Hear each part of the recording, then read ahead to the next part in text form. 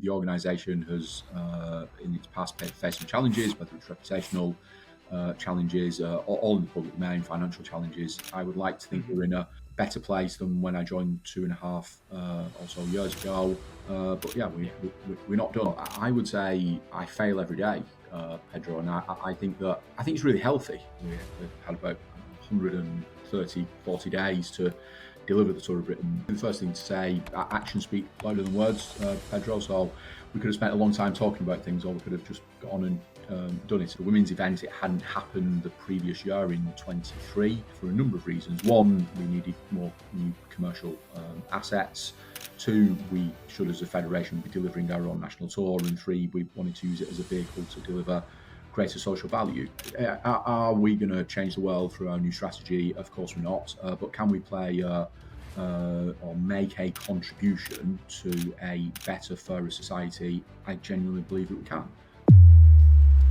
We lost about 60% of the workforce who were all ready to go, going again and renegotiating. I think there's 175 commercial agreements that we had to renegotiate. We had 21 venues and so on and so forth. And we knew we were never going to get back to the same place.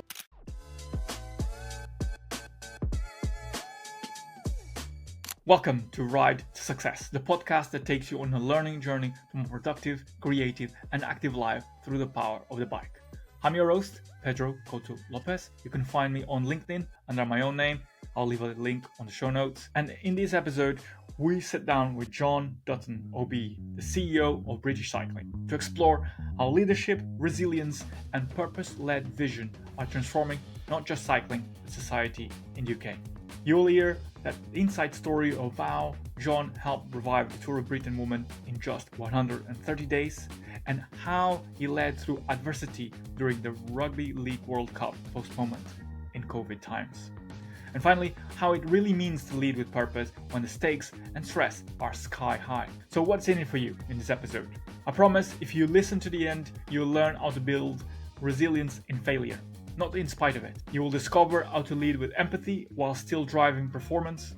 You'll gain tools for building culture, staying grounded, and turning vision into action. And perhaps most importantly, how to make a difference in your own community through cycling. And also stick around because Jon shares the story of one young man whose life was changed forever through a cycling initiative. Proof that leadership isn't just about strategy, it's about impact. So whether you are a cyclist, a community leader, or someone with a passion project waiting to launch, this conversation will help you pedal forward with great purpose, power, and clarity. So let's get into it. Welcome, Jon, to Ride to Success. It's a pleasure to have you on the podcast. Thank you very much, Pedro. Thank you for the opportunity. Brilliant. I wanted to kind of frame, before we get to start talking about a bit more about you, is I want to frame the conversation around cycling really as a vehicle for societal change. And I think that's something that we'll delve a bit more as the conversation progresses. But before we get into that bigger topic, I want to understand the foundations and a bit about kind of the personal story. You came from rugby league, and now you are working in cycling. But I want to understand, what first inspired your love of sport? From an early age, Pedro, I've always enjoyed sport, both watching and participating. I would say the two sports that have shaped my life have been rugby league, and also cycling. I would regard myself as a Tour de France super fan. I was on the Champs-Élysées in 1989 for the incredible finish, Greg LeMond and Laurent Fignon. Wow, okay. Watched the tour on many occasions in France. But yeah, I've always had a passion for sport, for cycling and for rugby. And I'm now in my 31st year of working in professional sport, which is amazing. I regard myself as being in a privileged position every day. So to do something that you're passionate about and enjoy, and hopefully make a difference is a really wonderful thing. I mean, that's amazing that kind of such a varied range of interests, and like from cycling, rugby. Once you started working from rugby to golf to cycling, what led you to work in these positions? was any always an interest of following a passion for sport, or was something else? Yeah, no, it was definitely always a passion for sports. I always wanted to be a professional athlete, ideally Okay, right. a rugby player. I realised I was neither good enough nor brave enough to play rugby, but I did a degree in sport management, and my first job was on the European Golf Tour. So I had Hmm. an incredible experience. I was 22, travelled the world, worked in event management. So that really, just drove the hunger and the desire. Worked in football, and then in rugby league, and then now in cycling. So I've had so many wonderful experiences, met so many incredible people, travelled the world, worked across different cultures and societies, and keeps coming back to, as you say, both passion and also the difference that sport can make to people's lives. It really is quite compelling, and I think in the role I'm currently in at British Cycling, we see that every day. We have a purpose to bring the joy of cycling to everyone, and I think cycling is one of those very few activities, pastimes, and sport that are a life skill, a form of transport, and can bring Hmm. joy, liberation, and freedom every day. Yeah, I mean, it's well, sport, let alone cycling specifically. It's huge, provides a huge platform for growth, for experimentation, Yeah, for freedom, yeah, and it's a great way to find empowerment. And cycling, it's cycling as a young kid is just the realm of possibilities just opens up, and you just find freedom, and then it progresses. And also as well, we'll get into that a bit more, the social impact that it of the ripples that it creates across society.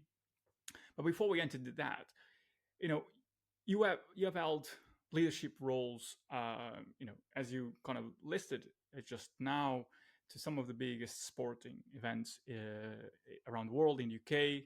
Um, and what I'm interested to know is what has been the most defining moment so far in your career. the most defining moment for me, Pedro, was I led on the Rugby League World Cup 2021. I was chief executive. I was Mm, there at the start.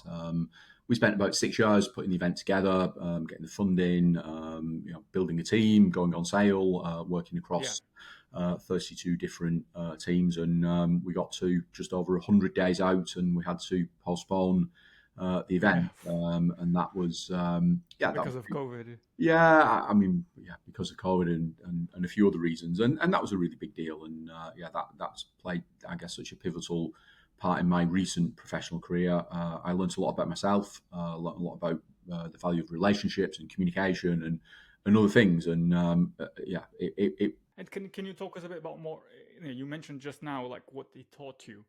Can you go a bit deeper about what actually teach you? Because you mentioned 6 years in the planning, working, getting all the stakeholders ready, everything ready, and then 100 days out from the event, you have to postpone it. yeah. It's in the in the best of scenarios is challenging to say the least. Like what was the experience, and then what did it teach you from that? Yeah, I mean, it's definitely about overcoming adversity. The end of the story is we dusted ourselves down, and 12 months later we delivered the tournament. But at the time, it really dawned on me what a big decision this was. We had a lot of the female athletes who were planning a family Mhm. around Of competing course. in the tournament. I mean, real big life decisions. We had people who may not have played 12 months on because of injury or changing circumstances, where people who are ready to retire, and all of that from an athlete perspective carried a real burden of weight on my shoulders. But what did it teach me? The value of relationships, number one. So if you go through feeling sorry for yourself, and then right, we've got to go again. A lot of those relationships have become quite strained. There's a lot of vitriol, backwards and forwards, dealing with people 12,000 miles at the other end of the world. So it was really important to go again, rebuild the relationships. I think perspective was really important. It felt very acute to me and to my team. Many of the team, by the way, who didn't go on to deliver the event. I think we lost about 60% of the workforce who were all Well, ready to go, and then had other jobs to go back to, or of visa course. situations, or a mix. So perspective was really important. We weren't on the front line saving people's lives. It was quite acute, but a sense of perspective was important to us. I think a sense of pragmatism. And the world isn't perfect. I don't believe in perfect.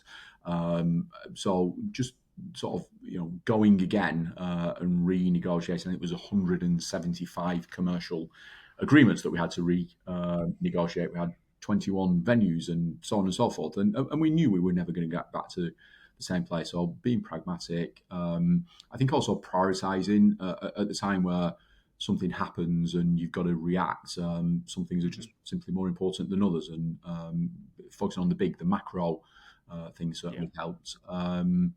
And just people is probably the fourth P. Like, we're human beings, we are all vulnerable. We have emotions, and we have lots of things going on in our lives outside of work. So yeah, all of that and a bit more. But yeah, I at the time, it was acute, it was difficult, it was emotional. A lot of us were very tired. But I know that's made me a stronger person for the experience that I went through, and hopefully learned a lot about myself, and able to apply that in my current role. Yeah. And you kind of, it's a huge feat having to reorganize and try to run a postponed event because, as you rightly said, it's like there's a lot of pieces that need to be put together again, not alone the lives that are put on hold, everything else. And you touch on I guess, the successes of, what you successfully managed, but there's also a lesson in kind of the failures. And I'm interested to if you have any personal failure or challenge that, not for that particular event, but from your experience, that has helped you shaped, as your resilience as a leader. Yeah, I'm not sure there's one sort of particular standout moment that I could point to, but I would say I fail every day, Pedro, and I think that I think it's really healthy. And I think the way that we learn best is through experiences. I can think of many situations over the past few months, whether it's a commercial pitch, whether it's trying to convince our board that we should do something, or there are so many examples of what I would class as failure. But failure to me is a really healthy thing. I think we learn, we grow. A very good friend of mine will say, feedback is a gift. And sometimes when we get feedback, as our human emotion is, gosh, that's a bit harsh, and it feels like criticism, and we are maybe quite sensitive. But if we don't get feedback, then we can't improve as people, as human beings. We can't improve as professionals in our role. So, I encourage my team to fail and fail fast, because I think that's the way that we learn. Clearly, we don't want enormous failure. We want to Yeah. keep people safe, and we want to make sure financially that we have enough sustainability for the future. So there's probably a big difference between failure with a capital F and failure with a small f, which is perhaps where my focus is on. In the heat of the moment, in the heat of, failure is an integral part to success. It's an integral part to learn and grow and kind of adapt so that you don't make the same mistakes again. But and in the heat of the moment, there is, we are people. At the end of the day, we get emotional. How do you bounce back for those, as if you accept failure is an inevitable part of your day to day? Personally, for you, how do you bounce back from each and one of them? Yeah, I think you've summed it up really well. I think the first stage is reflection.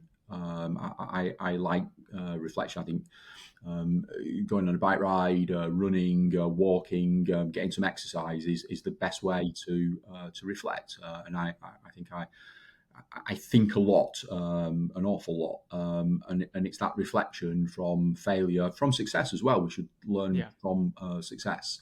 That then you're able to go back again. And I think if you use the analogy of a sports team, similar with an individual cyclist, but a sports team who will prepare, who will play, who will then Yeah. look at the analysis, and then we'll go again. And I think you can apply that in a business setting, and the way that if we turn up and we lose the game 2-0, then we're going to learn, we're going to watch the video back, and as much as that might hurt, and we're going to go again. And a lot of the teams now in the Grand Tours, I think it's very much the same as part of a team. A lot of data analysis, a lot of things that will go well from the team tactic perspective, and I think all of the application you can bring back into the workplace. But learning, making mistakes, and always being prepared to front up. And a piece of advice I offered someone recently is be as kind to yourself as you would be to other people, because I think sometimes when what people perceive as failure, we are our own harshest critics, and Exactly. that's not necessarily a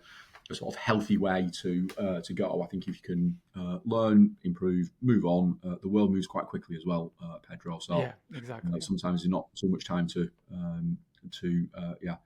reflect too deeply.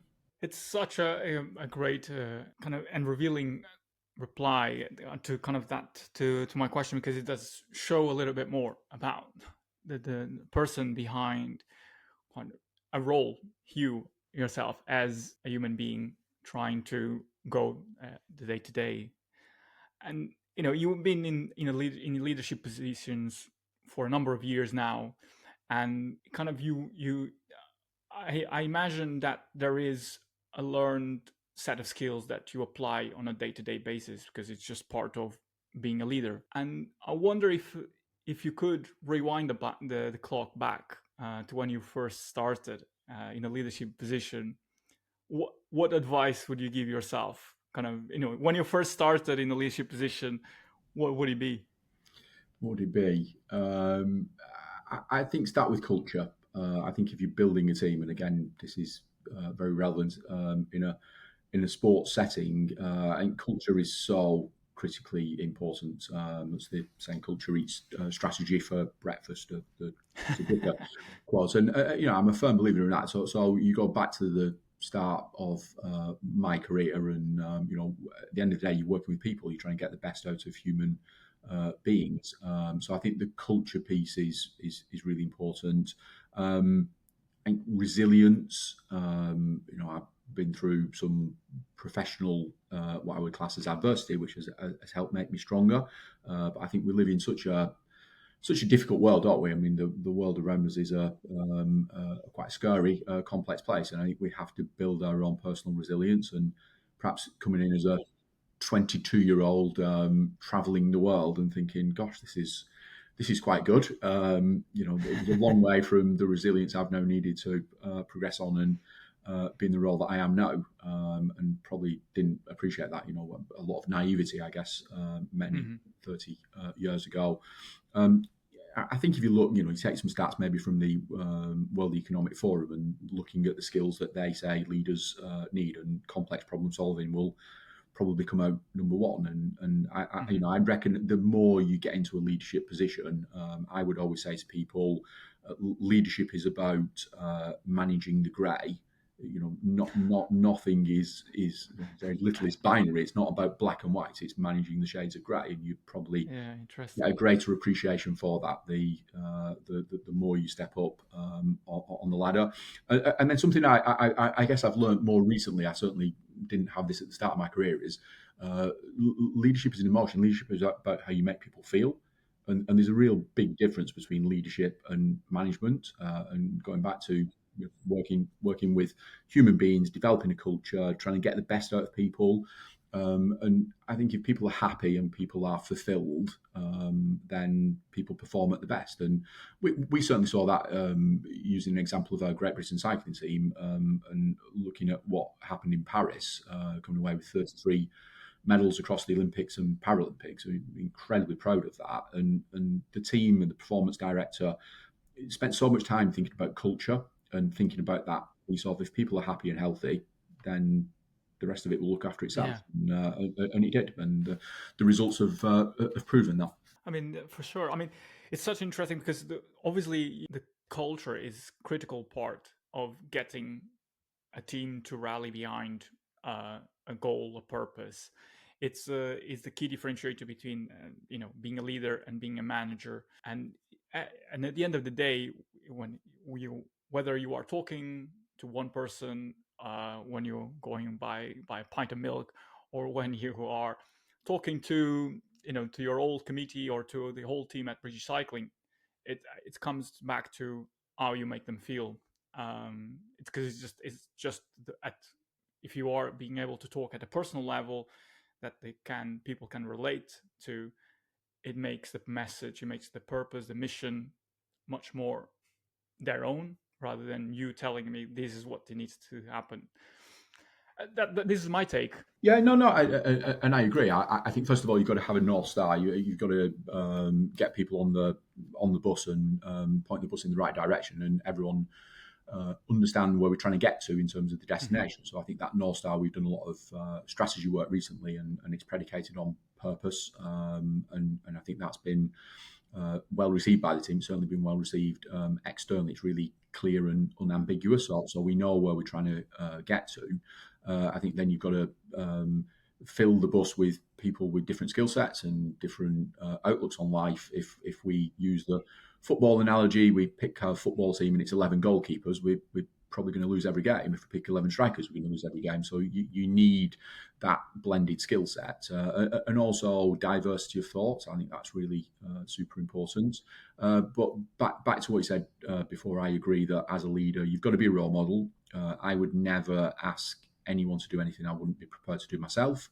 And there are times when you've got to stand up and, I guess, be counted. And sometimes delivering difficult news is, back to human emotion, is perhaps not something that anyone particularly enjoys. But there are times where you've got to be that role model. You've got to front up. You've got to be a good communicator. And back to failure, I've made loads of mistakes while I've been at British Cycling, and will continue to make mistakes. But I think just learning from that, being brave enough to acknowledge maybe where some of my skill deficiencies are, and surrounding myself with a really high quality team of amazing people that share the vision, believe in the purpose, and are values driven, and will help move the organisation forward.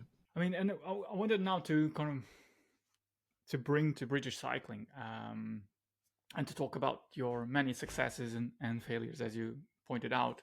When you reflect back now, when you started your role at British Cycling in April, I believe, of 2023, Yeah.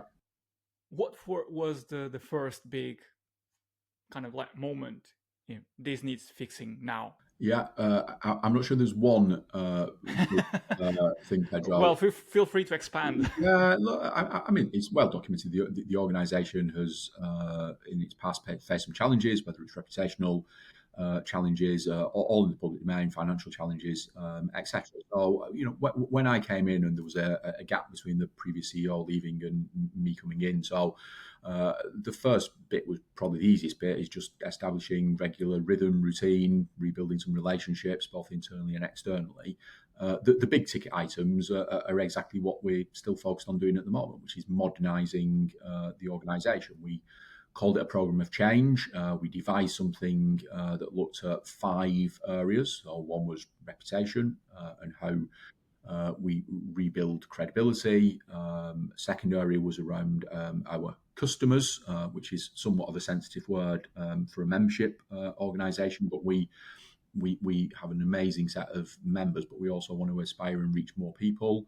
A third area was rewriting our strategy, which was super important, and delighted to say we've done that and published that recently. The fourth area was around events. We firmly believe that events are a really big part of our future. We can reach many people. It's visibility. We can deliver our social impact program, which sits underneath that. So that was the fourth area. And then the final area was digital transformation. We are working on archaic systems. Our customer journey is pretty poor. Everything from website to the way we run our events and competitions. So there were 5 areas that we're really focused on, and that was sort of surrounded by the one big area, which was financial sustainability. And I was really clear that the way to change that was to drive more commercial revenue, was to create some efficiencies, and was to invest into growth. And supported by a fantastic board, an amazing team, we're on a journey, Pedro. I would like to think we're in a better place than when I joined 2.5 or so years ago. But yeah, we're not done. And what makes it harder is the environment in which we live in, which every day will present a new challenge. A new challenge. I mean, I wanted to kind of go into one of those pillars. One, I want to go into the strategy, your purpose-led strategy, and I also want to touch upon the events. And first, I want to touch on events because really early on, you led the revival of the Tour of Britain's women and men's race, and I want you to share kind of the story behind that decision, and because it was kind of, if you will, a rapid response leadership style kind of action. So, can you walk us through that? Once you got into the role, and what was the kind of the pressures of trying to establish the revival of these key events in the British calendar? Yeah, sure. I mean, the first thing to say, actions speak louder than words, Pedro. So we could have spent a long time talking about things, or we could have just got on and done it. And we did. And we took a risk, a calculated risk, supported by my board. I think the motivation for us, the Tour of Britain men, was always owned by British Cycling. So the IP, the intellectual property, has always rested with British Cycling. It was delivered externally by a different organisation. It encountered a few challenges, and with the women's event, it hadn't happened the previous year in 23. So we believe that for a number of reasons. One, we needed more new commercial assets. Two, we should, as a federation, be delivering our own national tour. And three, we wanted to use it as a vehicle to deliver greater social value. So that they were the motivating factors. Gosh, it was hard. It's fair to say, turning something around.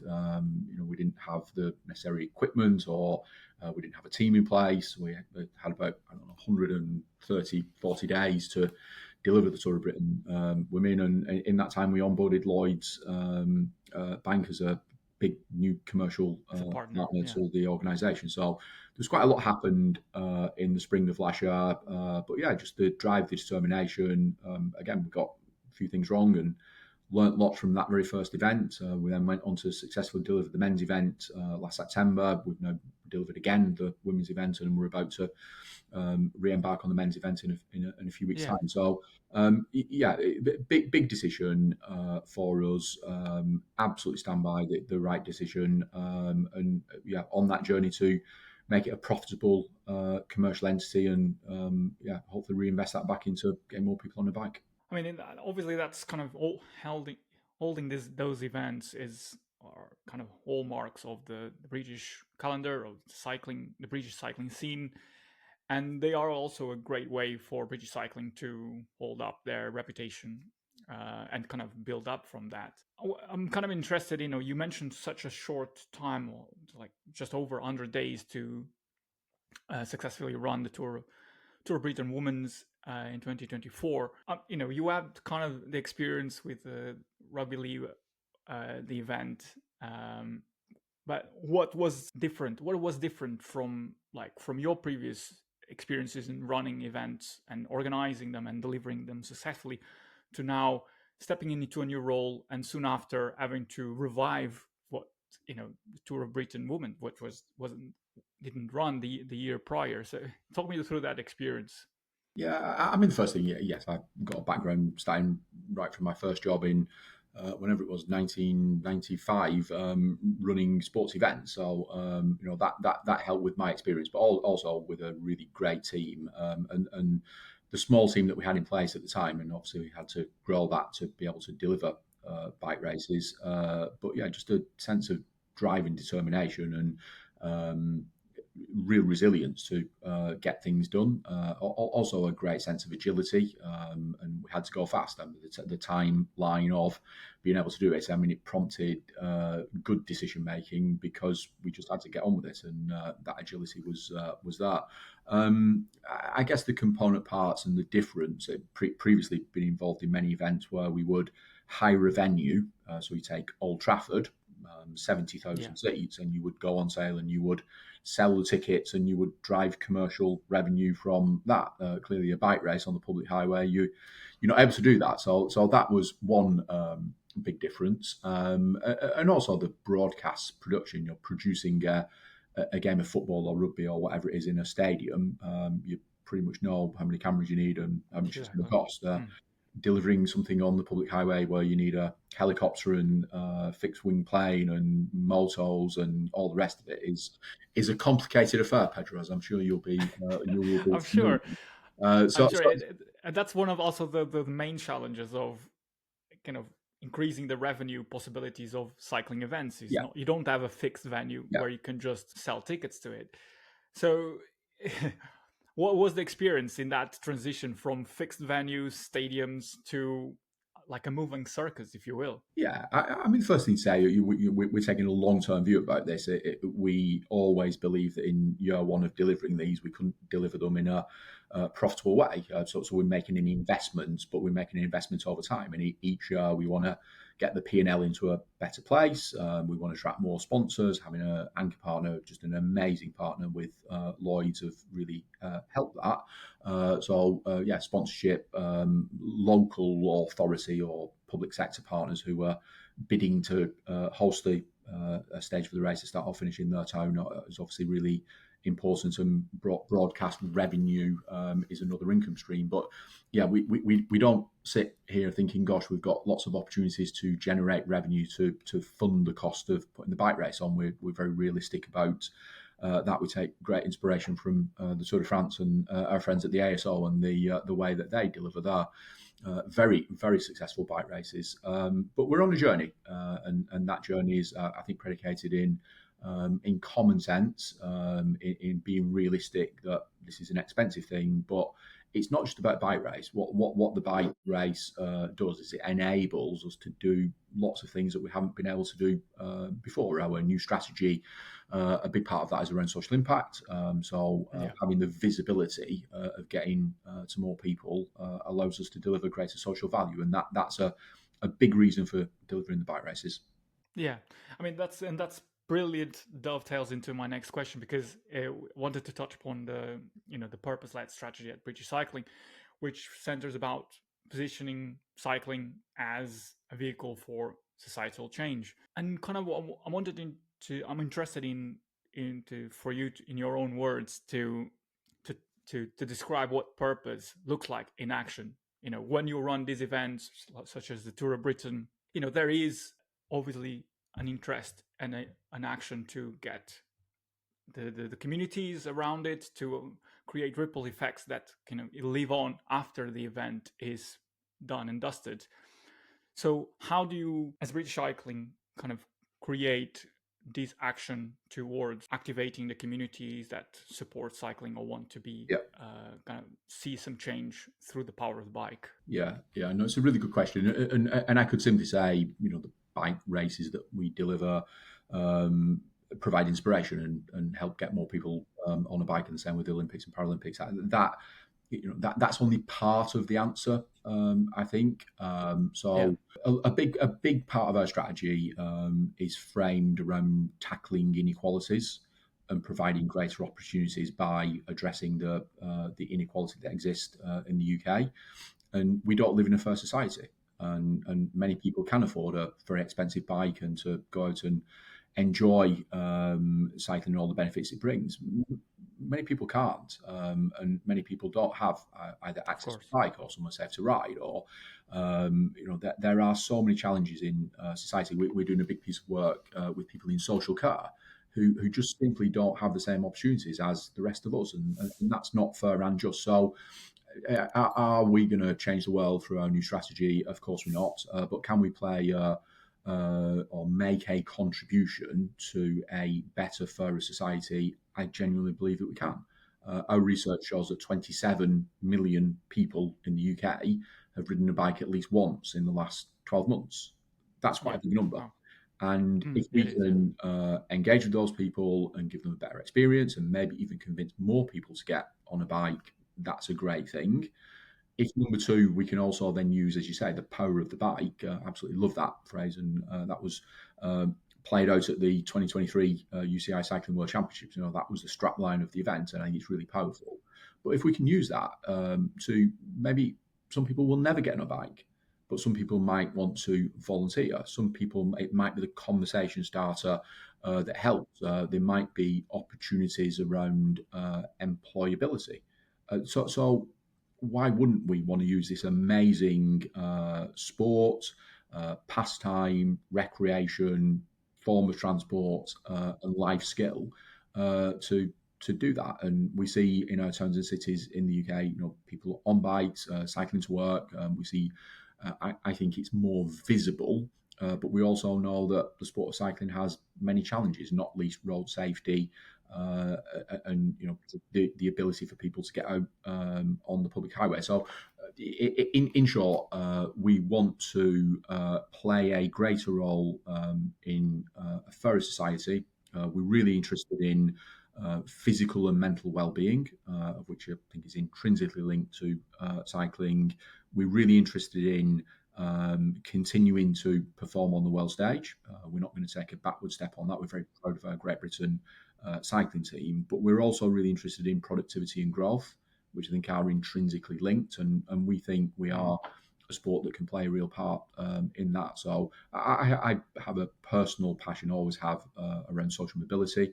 And yeah, just growing up in the north of England, seeing people not have the same opportunities, it's really motivated me to hopefully use my role here and the sport of cycling to, in a small way, address some of those challenges that people face. And it's super exciting, Pedro. And I think when we talk about Tour de France in 27, events like that, just offer a incredible opportunity to have that conversation and for it to be more than an amazing bike race. Oh, for sure. We'll touch upon that in just a minute.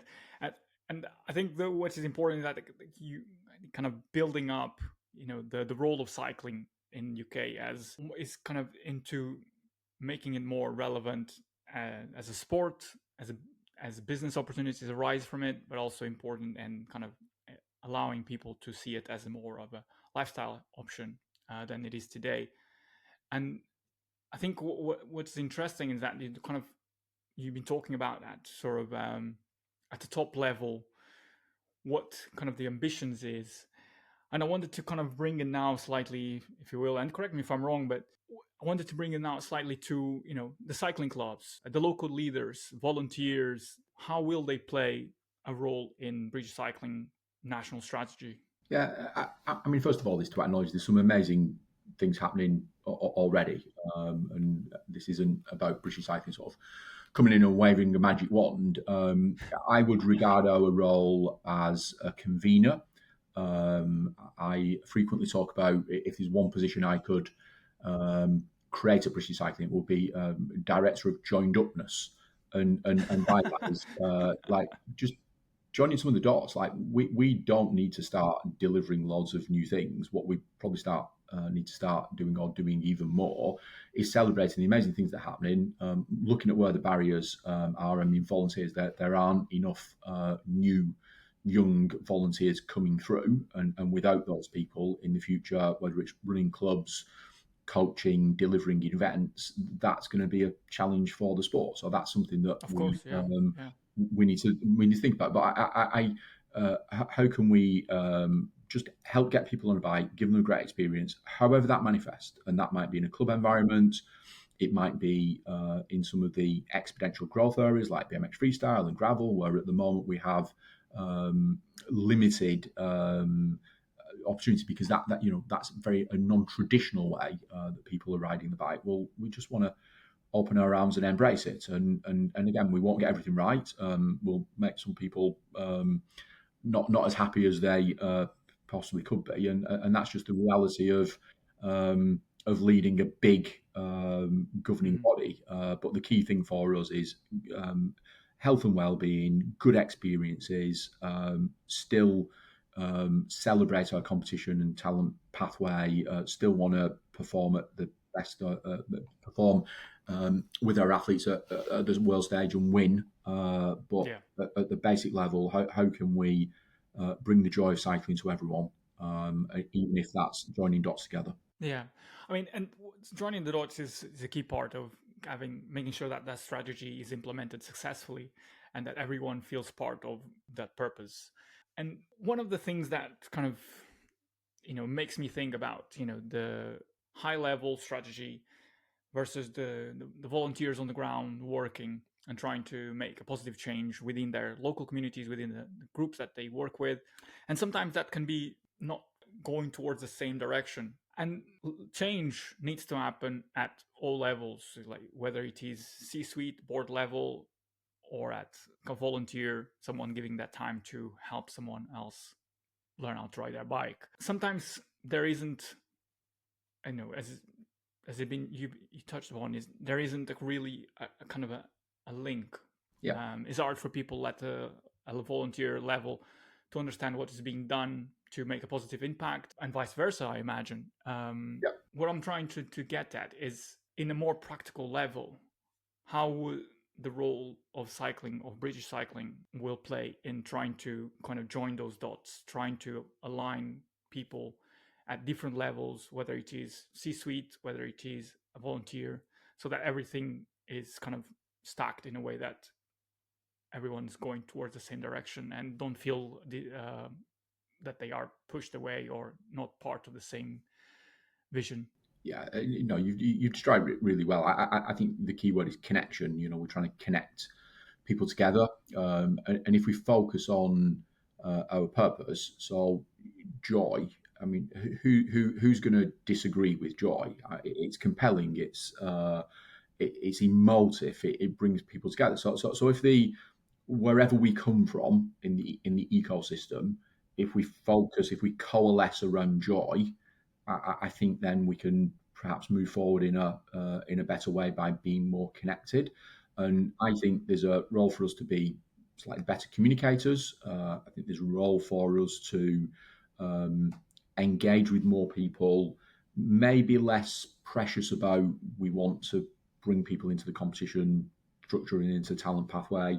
I think that's in a pretty good place, Pedro. And I don't ever want to sort of rest on our laurels. I think we've got an amazing team, an amazing system, and that will continue. But how can we just help get more people on a bike, give Yeah. them experiences, help them feel safe, help them feel part of this incredible ecosystem, celebrate good stories, and back to the strategy. The key bit that I'm really focused on is how can we tackle inequalities.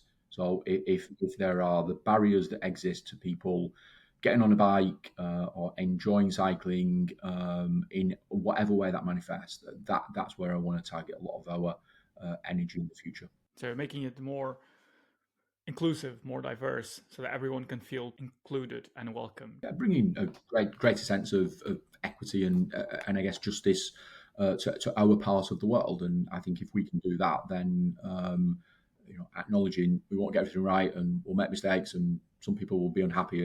Acknowledging that because that's just life. Yeah. Then hopefully, when I'm replaced, when my team are replaced, when the board are replaced, whenever that might be, we're passing the baton on in a more positive way, and the constant improvements. And we shouldn't forget the environment in which we operate in. If we go back, we've all lived through a pandemic. That wasn't on anyone's list to do. We go back 5 years ago, 10 years ago, 15 years ago. The world was radically different.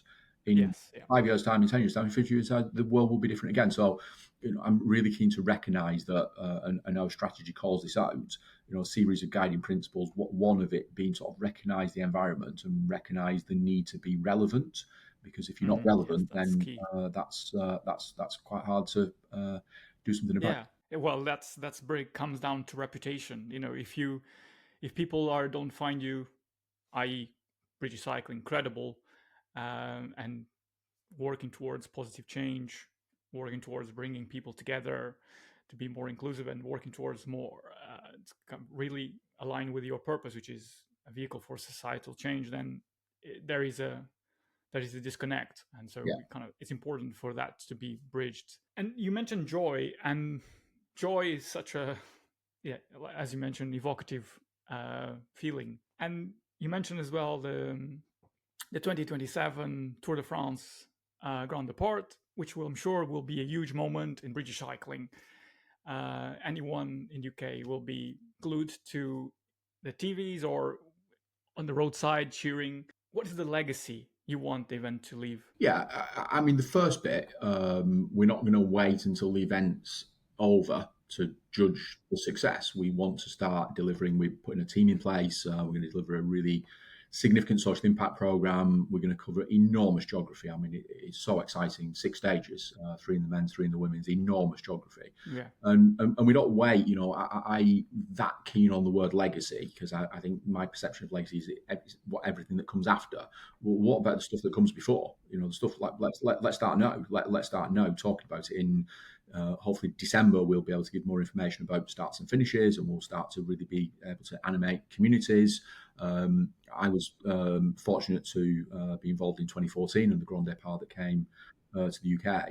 You know, and one of my fondest memories was local communities knitting bunting, Oh yeah, and it was I amazing. remember that well. Yeah. But it was intergenerational. It was civic pride. It brought people together. And of course, then when the race came, right, you've got this amazing bunting dressing the towns across Yorkshire. So you know, we'll deliver something really significant in the lead up to July 27.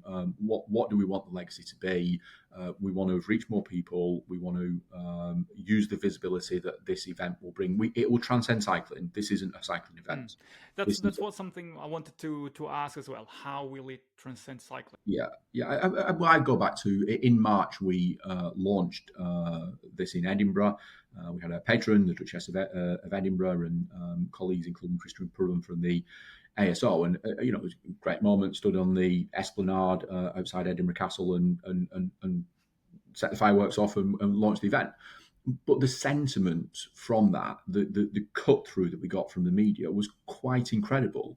And it was positivity, because people recognise this isn't just a bike race. This is something that's going to bring people together. So there's a sense of community cohesion. It's something that is going to create real excitement. It's something that is free. You know, it's the biggest free sporting event ever to come to the UK. It's something about men and women together. So the 2014 was just the men's event, you know, and so on. So for every bit of whether we're talking about soft power, health benefits, equality, community cohesion, and more. And we're going to have some fun as well, Pedro. You know, we're going to have some fun, and wouldn't it be amazing to think the land art that we see on our TV from France, the way that people can come together in terms of cities.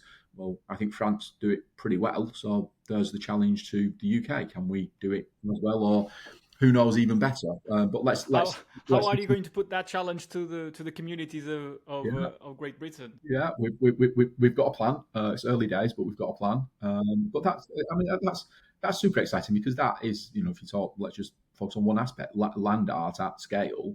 You know, that's not about cycling, and that's not about sport. That's about people coming together to celebrate their community, their place, civic pride, national pride, and something just really special. So, you know, we now have the canvas. We now need to get our paint mixes ready and paint something really beautiful and really compelling and really exciting. And I wanted to just build on this because it's such an interesting topic, and so slightly go on a tangent here. But you know, the Tour de France is also a massive tourist advertisement for France. You know, to the beautiful countryside, the beautiful towns that the race crosses. And I'm just kind of out of interest, out of curiosity, is British cycling? I'm sure it is, but I want to ask anyway. How is it joining, if you will, to use your term, joining the dots of the different organizations, such as wherever the British Tourist Board is, and other kind of governmental agencies, to put this event together so that it brings and shines a light on the amazing diversity, culture, communities Yeah. of Great Britain. Yeah, no, you're absolutely right. I mean, look, it's a big deal for British cycling, but we are part of a partnership, and quite a big partnership. Welsh government, Scottish government, Department for Culture, Media and Sport, UK Sport, 20 odd local authorities, and then a whole plethora of different agencies. And it's a partnership, and everyone will come to the table. Tourism is really important. Trade is really important. Soft power is really important. So some of the things that might not spring to mind immediately when say you're staging a sports event, a cycling race. But yeah, I mean that all of that is in the plan. There's a significant amount of public investment being made, and it's a showcase. And if we remember Yorkshire, you can still ride around Yorkshire and see many yellow bikes that were put in place because of what happened in 2014, and that was great. That was done in a much shorter time scale. So if you think about that at scale, what might that look like in Edinburgh and wherever else we go, with a real focus on those helicopter shots, which are going to show the natural beauty of the UK in the way that the French TV broadcasts do so well across France. So yeah, a wonderful advertisement for Yeah, UK PLC. I mean, oh, I mean, this is brilliant because I mean, as we are speaking about, the 2027 Tour de France counterpart, I'm already getting excited about it. It's like, wow, I'm really looking forward to it, and it's something that I'll be, and I'm sure many others that listen to the podcast will be paying close attention to what British Cycling does and how they or put together these amazing events. And I wanted kind of now to bring it again slightly to kind of a more personal note, because you you as you're starting to plan, as you start to getting the kind of your ducks in a row, if you will, um, there will be complex decisions that you have to make. There will be personal decisions that you have to make along the way, whether it is kind of to whatever it is. But there will be a balance that you'll need to strike. So personally, work life balance. And my question to you is like, how do you stay balanced? How do you stay energized during these complex times? Because this is a massive responsibility that, well, obviously not is not just you, but it will fall, a lot of it will fall on your shoulders. So how do you keep energized and balanced? Yeah. I mean, I will play my part, but go back to something like Tour de France. It's a partnership, and there'll be a great team put in place. There's a great number of partners already who will share the burden. I think from a leadership perspective, leadership comes with sacrifice. I wouldn't exactly say I'm the exemplar for work-life balance, and that partly comes with the territory of the position I hold. Motivation, I can't remember a day in the last 10, 15, 20 years where I've not been motivated to get out of bed and come to work and make a difference. So my drive, determination, passion, ambition is perhaps greater than ever. So even though my age has increased, at the same as my age has increased, I think that drive and determination has also gone with that. And yeah, I don't lack any motivation to try and make a difference. That's effectively what I think my job description says, Pedro. I have no idea about the detail, but if it just says make a difference, then ultimately people can measure that at a point in time when they decide whether I'm the right person to stay or go, or another role in the future. But making a difference, I think, is the greatest contribution you can make to any organisation. Yeah,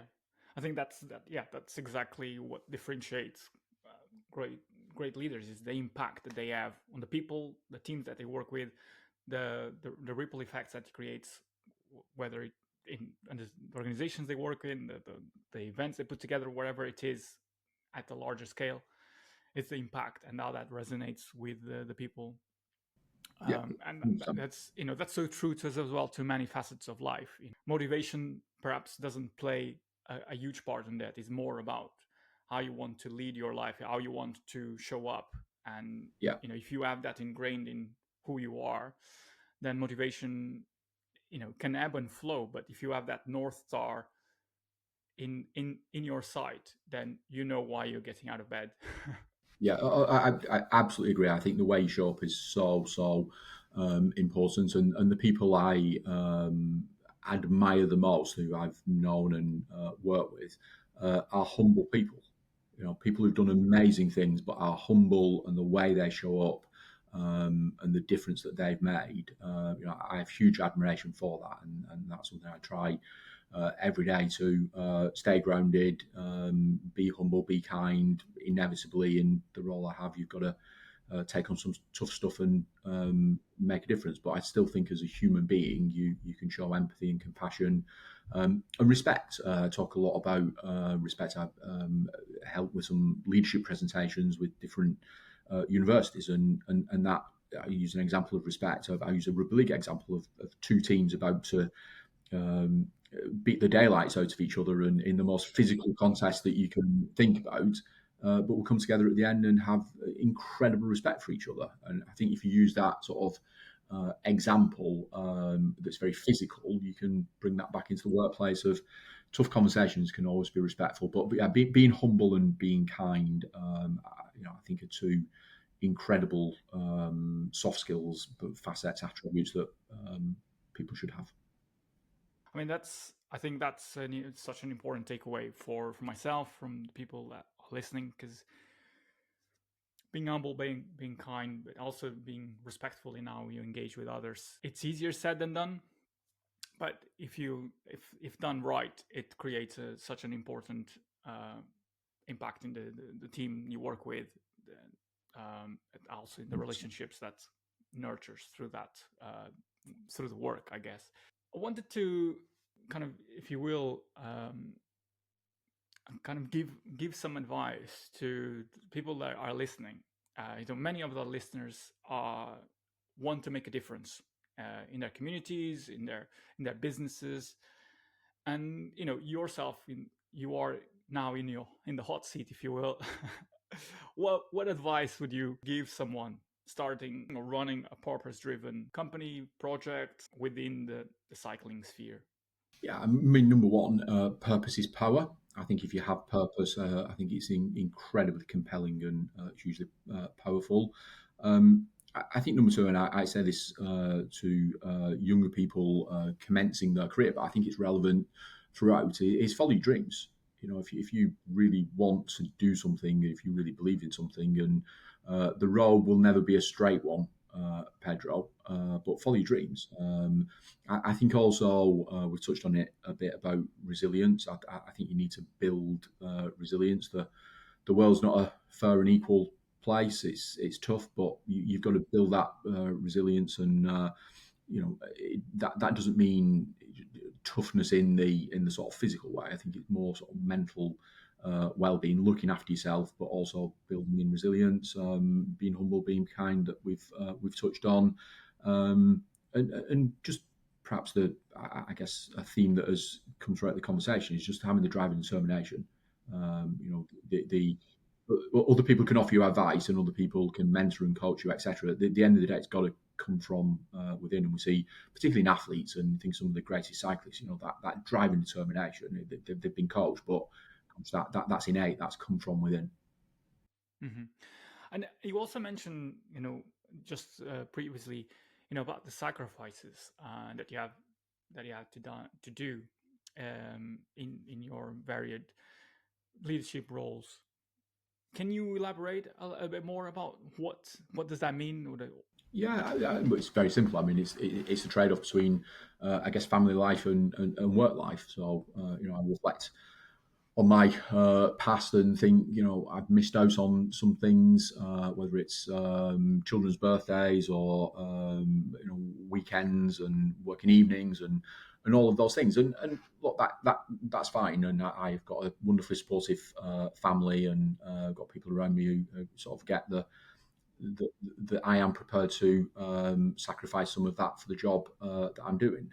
But yeah, it's more just trying to create the right work-life balance, but also trying to role model as well and do the right thing for the organisation and the people in your car. It's, I mean, balance. It's, some people would argue it doesn't exist. You have to Yeah, prioritize, think like whether it is work or family life yeah, over other things. You can't have everything at the same time. yeah. There needs to be kind of a web and flow of what are you're dedicating your time, what is your priorities, and that's just the nature of leading on an organization.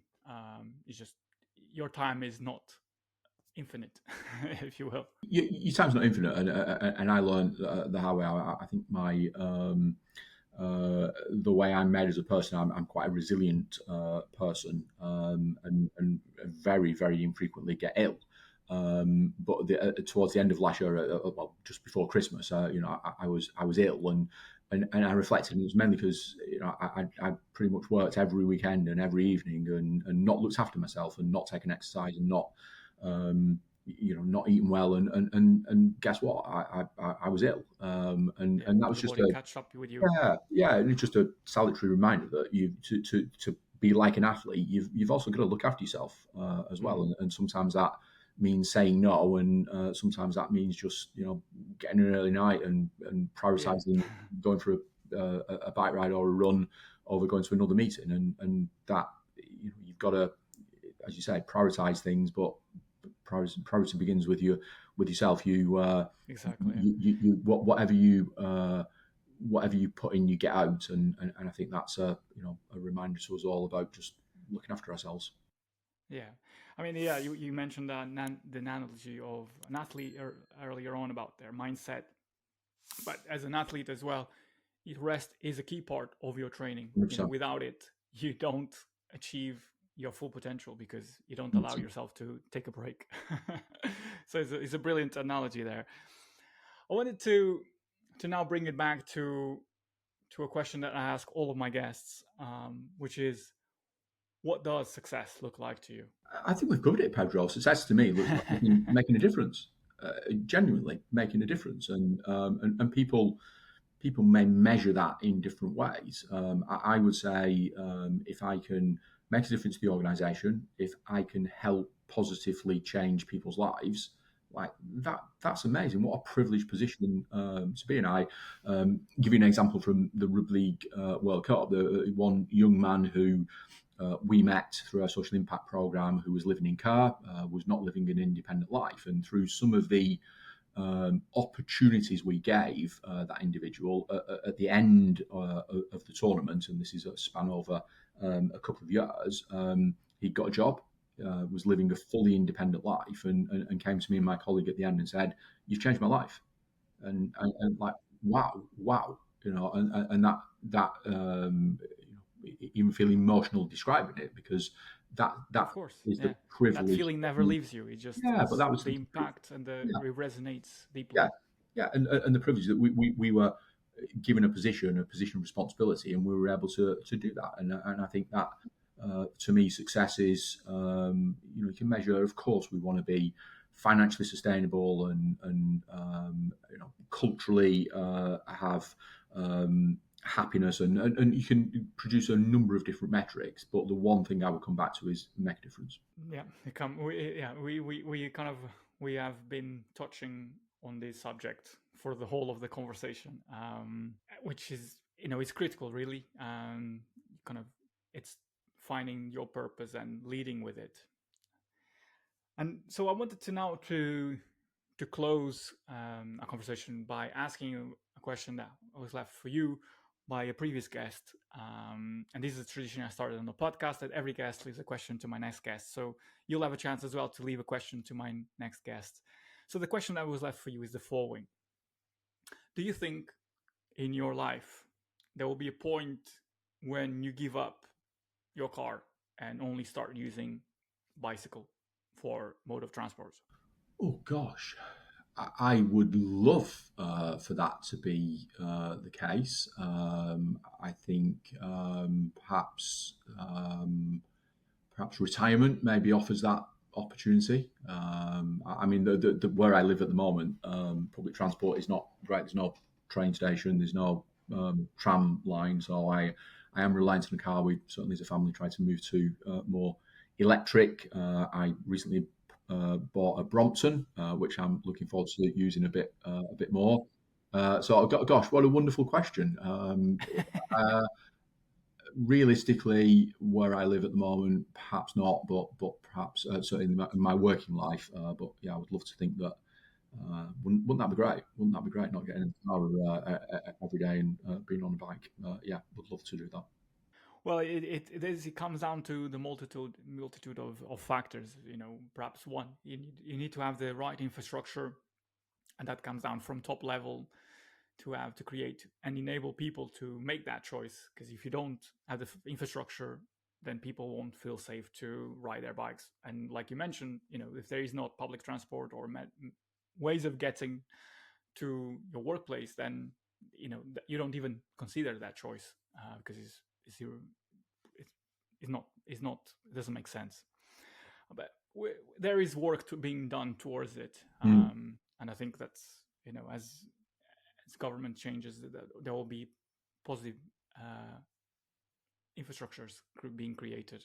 Yeah, 100%. And like, sorry, just to add, like you travel around and you go to places like I was in Rotterdam last year for the start of the Tour de France farm, and it's just amazing, isn't it? It's just like culturally just amazing where the bike Exactly, yeah. is the dominant form of transport. Exactly, yeah. I mean, this question could be redundant for someone living in the Netherlands because they would easily probably answer saying, "Well, I already do that." Yeah, yeah, It 100%. varies from region to region. So I guess now it comes to the point of the podcast that it's your opportunity to leave a question to my next guest. What question would you like to leave to my next guest? What is your personal interpretation of social impact, and how can you deliver it more greatly in the future? Brilliant. That's a great question. I can't tell the guest that will come next, but it, it proves to be quite in-depth answer, and that's what I love in these conversations. Is like people to be I don't want to say challenged, but want to be encouraged to think about about their purpose, about the lives that they are leading, and now the bike as an opportunity to make it better, or is doing it for already. So with that, I want just to say a huge thank you, John, for taking the time to share your insights, share your story, share your purpose and the mission that you have with Bridge Cycling. And I think we will be watching the work uh, unfold, and we will be looking forward to what is going to come in the future. Oh, my pleasure. Thank you for the fantastic questions, Pedro. If this episode got you thinking differently about leadership, sport, or how cycling shapes our mindset, please send it to two friends who might need a bit of inspiration today. It could be just a nudge they are waiting for.